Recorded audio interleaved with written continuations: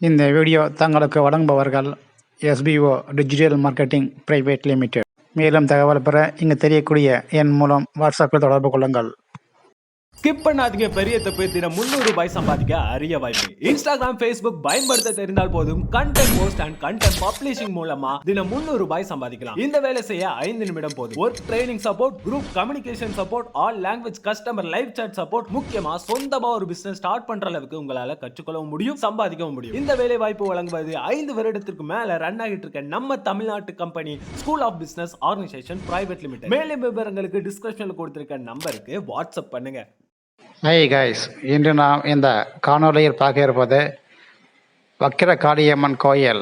இது தமிழ்நாடு விழுப்புரம் மாவட்டத்தில் உள்ள வானூர் வட்டம் திருவக்கரை அருள்மிகு சந்திரமௌலீஸ்வரர் கோயில் உள்ளது. அந்த கோயிலுக்குள்ளவே இந்த வக்கிர காளியம்மன் கோயில் இருப்பது தனி சிறப்பாகும்.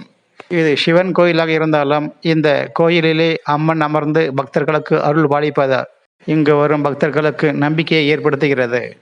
இக்கோயில் ராஜராஜ சோழனால் கட்டப்பட்டது என்றும் அவருடைய கல்வெட்டுகள் காணப்படுகிறது என்றும் சொல்லப்படுகிறது.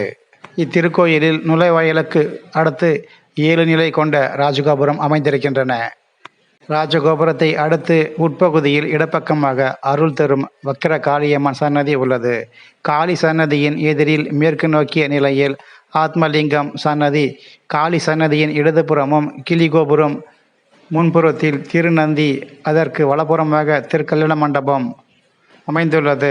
நடுகோபுரத்தினை தாண்டி உள்ளே கருவறையின் மூலலிங்கம் 4-5 முகமாக இல்லாமல் மாறுபட்ட மும்லிங்கமாக காட்சி அருள்கிறார். முன் மண்டபத்தில் இருபுறத்தில் 10 அடி உயரத்தில் 2 சோழர் கால துவார பாலகர்கள் உள்ளனர்கள். அம்பாள் அவர்கள் உலகை ரட்சிக்கும் அமிர்தேஸ்வரி எனவும் அருள்மிகு அழகு வடிவத்தில் இருப்பதால் கோலம் கொண்ட வடிவாம்பிகை எனவும் வணங்குகிறார்கள். குண்டலினி முனிவர் வம்சத்தில் வந்த வக்கிரமசூரன் இப்பகுதியை ஆண்டதாகவும் அவனை அழிக்க காளி இறைவன் அதாவது சந்திரசேகரரை வழிபட்டு வக்கிரமசூரனை போர் புரிந்து வெற்றி பெற்றதாகவும் தல புராணங்கள் கூறுகின்றன. குண்டலினி முனிவர் பற்றி பார்ப்போம். கருவறையின் தென்திசையில் குண்டலினி முனிவர் எனும் சித்தர் ஜீவசமாதி உள்ளது. குண்டலினி மாமுனிவர் சமாதி மீது சிவலிங்கம் நிறுவப்பட்டு உள்ளது. வக்கிராசுரனுடைய தாத்தாவாக குண்டலினி முனிவரை குறிப்பிடுகிறார்கள். இதன் வெளிப்பாடாக குண்டலினி முனிவர் அவரது பேரனான வக்கிரசுரன் அவருடைய சிற்பங்களும் காணப்படுகின்றன. அருள்மிகு வடிவம்பிகை அம்மன் சன்னதி தெற்கு நோக்கி உள்ளது. இங்குள்ள சன்னதிகள் அனைத்தும் நேர்நேராக அமையாமல் வக்கிர கதியில் அமைந்துள்ள கோவில் இது திருவக்கரை எனப்படுகிறது.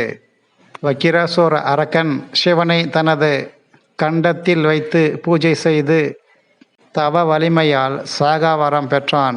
வலிமை பெற்றதாலே எளியோரை சீண்டும் குணம் வந்தது. தேவர்களை துன்புறுத்தினான். தேவர்கள் சிவனிடம் சென்று முறையிட்டனர். சிவன் திருமாலிடம் வக்கிரசூரனை சம்ஹாரம் செய்ய வேண்டினார். பெருமாளும் சூரனுடன் போரிட்டு தனது சுதர்சன சக்கரத்தை வக்கிரமசூரன் மீது பிரயோகித்து வதைத்தார். வக்கிரமசூரனின் தங்கை துன்முகி அவளை போலவே கொடுஞ்செயலை புரிந்து வந்தாள்.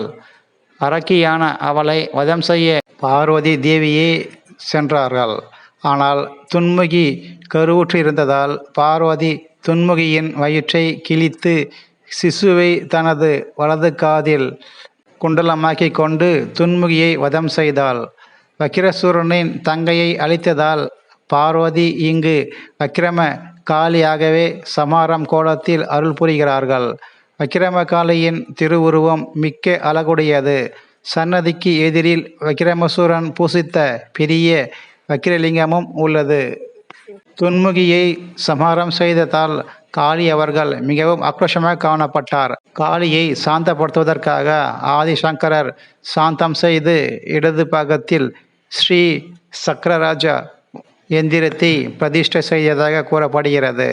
பிரமிக்க வைக்கும் விக்கிரமகாளியின் திருவுருவ சுடர்விட்ட பரவும் தீ கதிர்களை கொண்ட தலை, மண்டை, ஓட்டு கிரீடம், வலது காதில் சிசு பிரேத குண்டலம், 8 திருக்கரங்கள், வலக்கைகளில் பாசம், சக்கரம், வாள், கட்டாரி, கபாலம், பகைவர்களின் தலைகளையே மாலையாக தொடுத்த தலைமாலை, முண்ட மாலையினை காளி அவர்கள் முப்பிரி நூலாக அணிந்திருக்கிறார்கள்.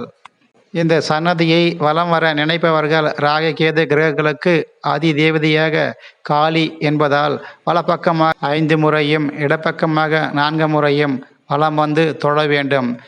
வக்கிரன் வழிபட்ட தலம் என்பதால் வக்கரை என்று பெயர் பெற்றது.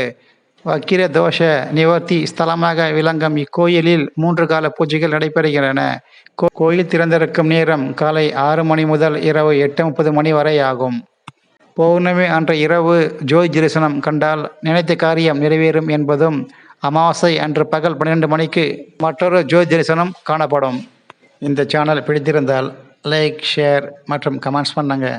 மேலும் இந்த காணொளி கண்ட அனைவருக்கும் நன்றிகள் கோடி.